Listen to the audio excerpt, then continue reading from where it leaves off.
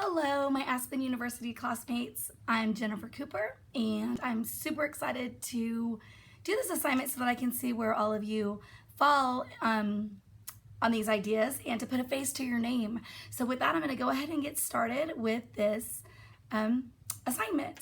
And the first theory I want to talk to you guys about is a contingency leadership theory. I love this theory because it really basically means that it depends. This theory talks about how you need to look at the situation in order to decide which leadership style to use. In education, I find myself using that a lot. And you have to look at the followers' capabilities. What are they able to do? How motivated are they? How willing are they to work for you? You also have to look at the behavioral traits and the experience of the leader. That's big. What can the leader do? Also, what's really important is the task, the structure, and the environment of the situation. So basically, in a nutshell, you're looking at everybody involved and everything involved and figuring out what exactly it is you need to do and what kind of leader you need to be in that situation. In this day and age with new cultures coming in, I can personally say that at my high school that I work at, we have a lot of people coming from Mexico, and it's really cool because we're getting to take what they bring to the table, what these students bring to the table, what the adults that come over bring to the table, and use it with what we have in our toolboxes and make something really great. And so because of that, it's necessary that we use this contingency leadership. It's just really needed. The next leadership theory I want to talk to you about is the path goal leadership theory. This theory came about by Robert House, and it does not focus on variables and leader traits. And so that's what really makes this one stand apart. On this one, the leader is challenged to use one of 4 different leadership styles.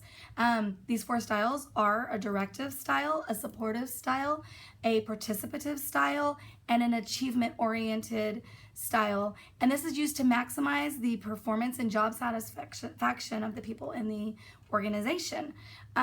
This theory is interesting because it revolves around the idea that the leader is responsible for motivating the followers. And it's the leader's responsibility to motivate them in order to reach the goals of the organization and of the leader himself. And this theory states that motivation occurs in 2 ways.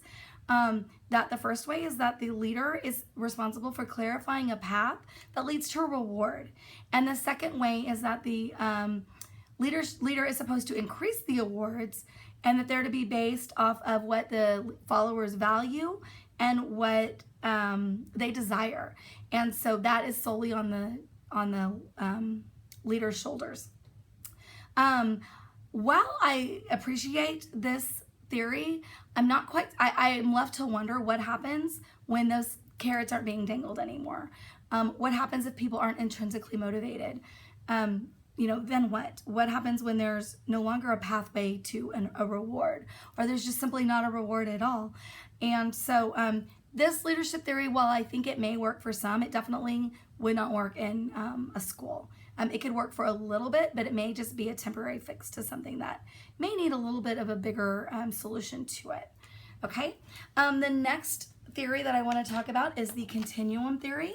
This theory it came about by Robert Tannenbaum and Warren Schmidt.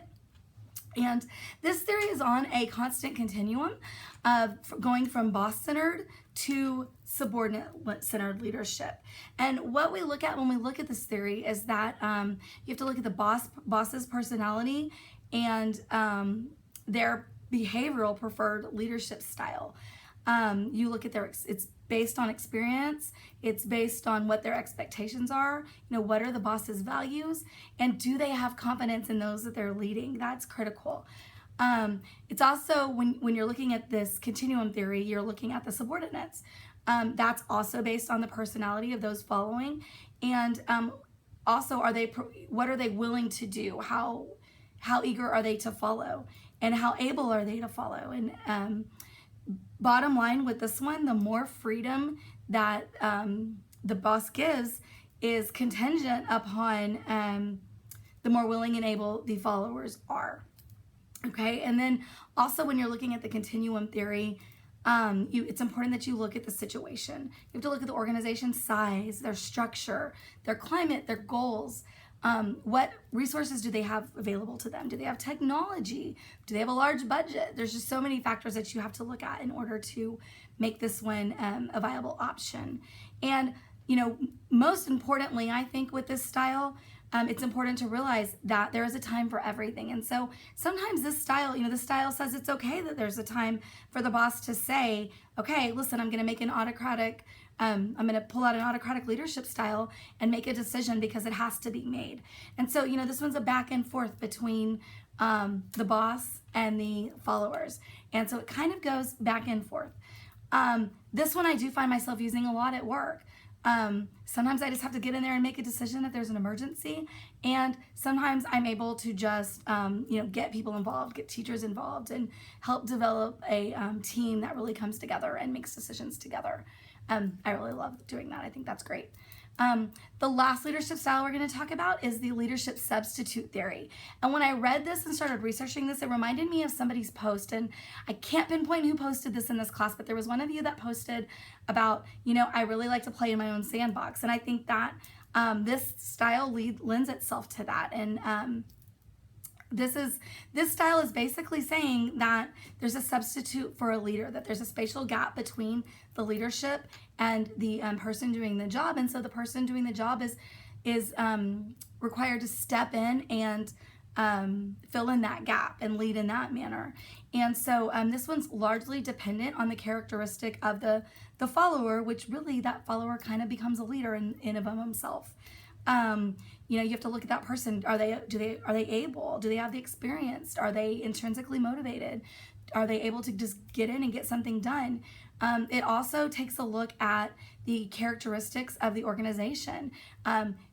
They've got to be moving in a clear direction to make this work, and do the followers understand that direction and the goals that the organization has set forth? Do they understand that? And are they able to supplement that? And are they able to make that happen on their own without being told directly what to do? Also, that it's important to understand, that the leader understands that this is their job, that they are expected to do that. And I think that, like the person said in the post earlier, this is how they like to work. And would actually be a great solution to the kind of leader that they're wanting to be. For my organization, I will say I definitely believe that the contingency leadership theory fits the bill for us.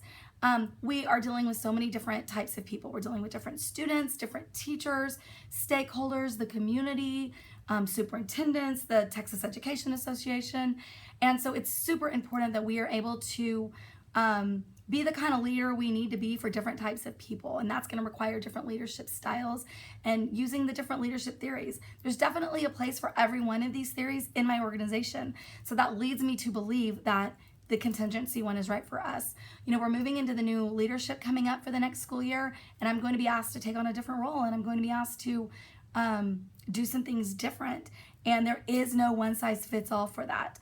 Our district believes that if we take our goals and we're going to moving forward, we're going to take our core values and our core goals, and as leaders we're going to be expected to uphold those but get there how we feel is best leading our schools. And so as long as we keep those goals at the forefront of everything we do, then we are allowed that flexibility to lead the way that we feel fit for the task at hand. So thank you guys for listening to me today, and I am so excited to put a face to your name and listen to what you all have to say. Y'all have a great day, and thank you for putting up with my voice, me losing my voice and maybe being a little hard to understand. Okay, y'all have a great rest of your weekend. Bye.